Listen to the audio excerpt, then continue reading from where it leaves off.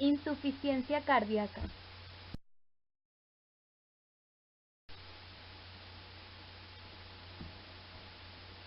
La causa suele ser la disminución de la contractilidad del miocardio como consecuencia de la disminución del flujo sanguíneo coronario. Su definición significa simplemente el fracaso del corazón para bombear sangre suficiente para satisfacer las necesidades del organismo. Inmediatamente después de que se daña el corazón, la curva de gasto cardíaco disminuye mucho, cayendo hasta la curva más baja de la parte inferior del gráfico. En pocos segundos se establece un nuevo estado circulatorio en el punto B y no en el punto A, que muestra que el gasto cardíaco ha caído hasta 21 por minuto, unas 2/5 partes de lo normal, mientras que la presión en la aurícula derecha ha aumentado hasta más de 4 milímetros de mercurio, porque la sangre venosa que vuelve al corazón desde todo el organismo se remansa en la aurícula derecha. Esta disminución del gasto cardíaco aún es suficiente para mantener la vida, quizá durante algunas horas, pero es probable que se produzca un desvanecimiento. Por fortuna, esta etapa aguda dura habitualmente solo unos segundos, porque los reflejos nerviosos simpáticos se activan inmediatamente y compensan, en gran parte, el corazón dañado como se expone a continuación.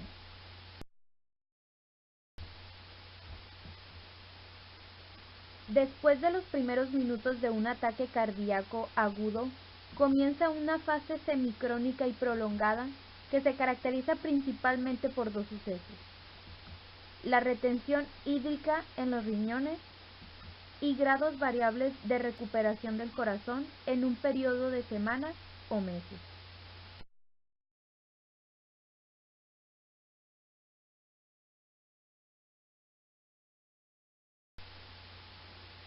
Cuando la capacidad de bomba del corazón se reduce aún más, el flujo sanguíneo hacia los riñones llega a ser demasiado bajo para que los riñones excreten suficiente sal y agua para igualar la ingestión. Por tanto, la retención hídrica comienza y continúa indefinidamente, a menos que se usen procedimientos terapéuticos mayores para evitarlo. Además, como el corazón ya está bombeando en su capacidad máxima de bombeo, el exceso de líquido ya no tiene el efecto favorable sobre la circulación, sino que se desarrolla un edema importante en todo el cuerpo, lo que puede tener un efecto perjudicial en sí mismo y provocar la muerte.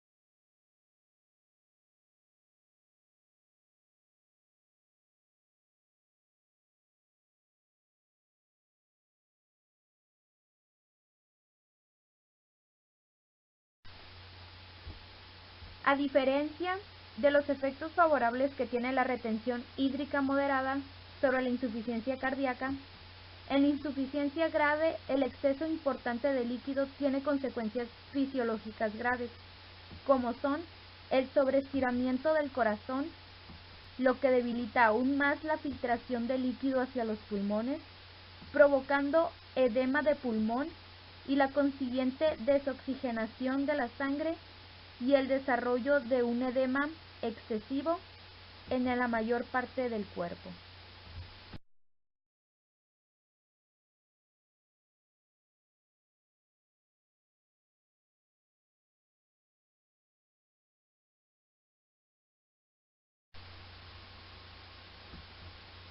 Tras un ataque cardíaco moderado agudo, podemos dividir las etapas en 1. Efecto instantáneo del daño cardíaco. 2. Compensación por el sistema nervioso simpático, que se produce principalmente en los primeros 30 segundos a un minuto. Y 3. Las compensaciones crónicas, que son consecuencia de la recuperación cardíaca parcial y de la retención renal de líquido.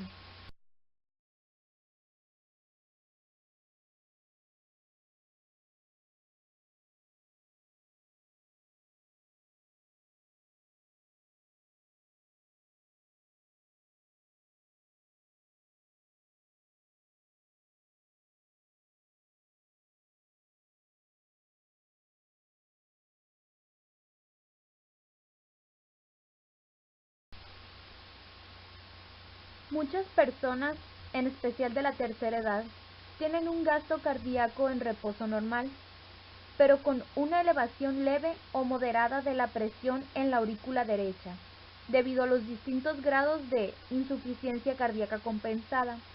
Es posible que estas personas no sepan que tienen un daño cardíaco, porque el daño se ha ido produciendo poco a poco, y la compensación se ha desarrollado simultáneamente a medida que avanzan las etapas de lesión.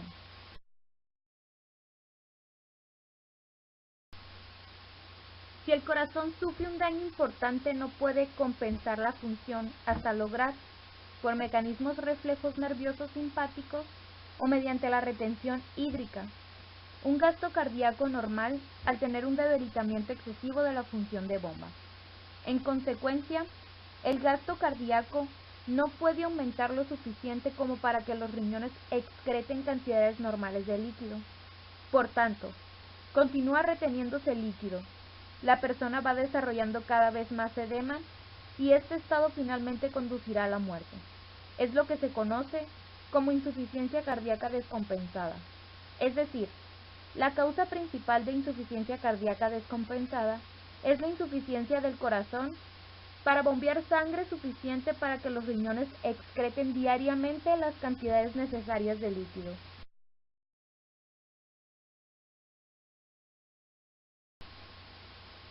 Cuando fracasa el lado izquierdo del corazón sin insuficiencia concomitante del lado derecho, la sangre continúa bombeándose hacia los pulmones con el vigor habitual del corazón derecho, mientras que el corazón izquierdo no la bombea adecuadamente hacia el exterior de los pulmones y a la circulación sistémica. En consecuencia, la presión de llenado pulmonar media aumenta porque se desplazan grandes volúmenes de sangre desde la circulación sistémica hacia la circulación pulmonar. A medida que aumenta el volumen de sangre en los pulmones, también lo hace la presión capilar pulmonar, y si el aumento llega a niveles por encima de un valor aproximadamente igual a la presión coloidal osmótica del plasma, en torno a los 28 milímetros de mercurio, el líquido comienza a filtrarse hacia el exterior de los capilares, en los espacios intersticiales y los alvéolos pulmonares, con el consiguiente edema de pulmón. Es decir, entre los problemas más importantes de la insuficiencia cardíaca izquierda destacan la congestión vascular pulmonar y el edema de pulmón.